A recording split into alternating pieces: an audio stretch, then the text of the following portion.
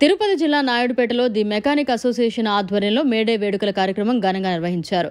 అనంతరం జెండా ఆవిష్కరించి నాయుడుపేట పట్టణంలో బైక్ ర్యాలీ నిర్వహించారు. ఈ సందర్భంగా వైస్ ప్రెసిడెంట్ షేక్ అలీ మాట్లాడుతూ మా ప్రధాన డిమాండ్ నాయుడుపేట నందు ఆటో నగర్ నిర్మించాలని కోరారు.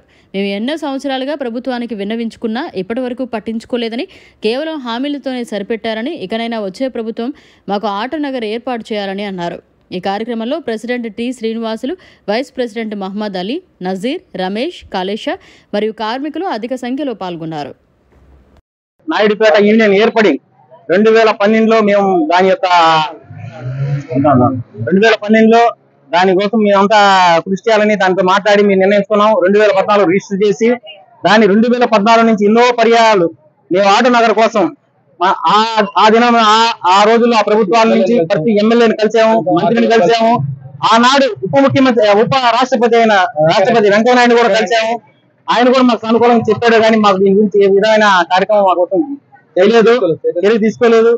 ఇదే విధంగా మేము ఎన్నోసార్లు మా కలివేటి సంజీవిని కలిసాము. ఆయన కూడా అది అంటానే ఉన్నారు. ఆ రాజకీయ అవసరాల కోసం మమ్మల్ని వాడుకుంటున్నారు, కానీ మాకంటూ ఏ పని చేయట్లేదు. మేము ఈ ఉమ్మడి నెల్లూరు జిల్లాలో అతి పెద్ద రెండో యూనియన్ గా నాయుడుపేట ఉంది.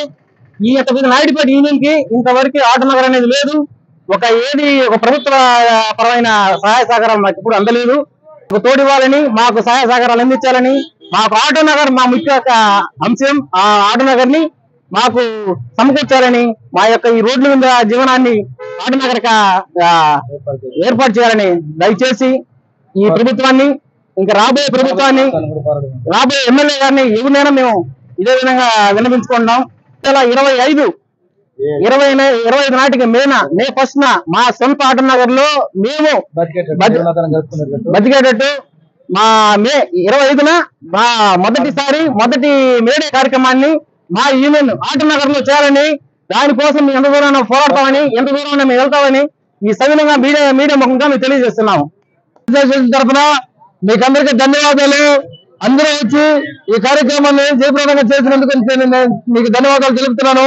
ఇదే విధంగా మనం ఇంకా డెవలప్ అయ్యి వచ్చే సంవత్సరం ప్రతి సంవత్సరం అభివృద్ధి చెందేటట్టు కార్యమిత్రులందరూ ఒక తల్లిబిడ్డలాగా ఒకే యూనిటీగా ఏదైనా సమస్య వచ్చినా పరిష్కరించుకొని, ఎవరికైనా ఆపదలు ఉంటే వాళ్ళకి ఆదుకునేటట్టు మనందరి సహకారాలు అందించవలసిందిగా నేను కోరుతున్నాను. మరిన్ని అప్డేట్స్ కోసం మన HN9 టీవీ ఛానల్ ని సబ్స్క్రైబ్ చేసుకోండి.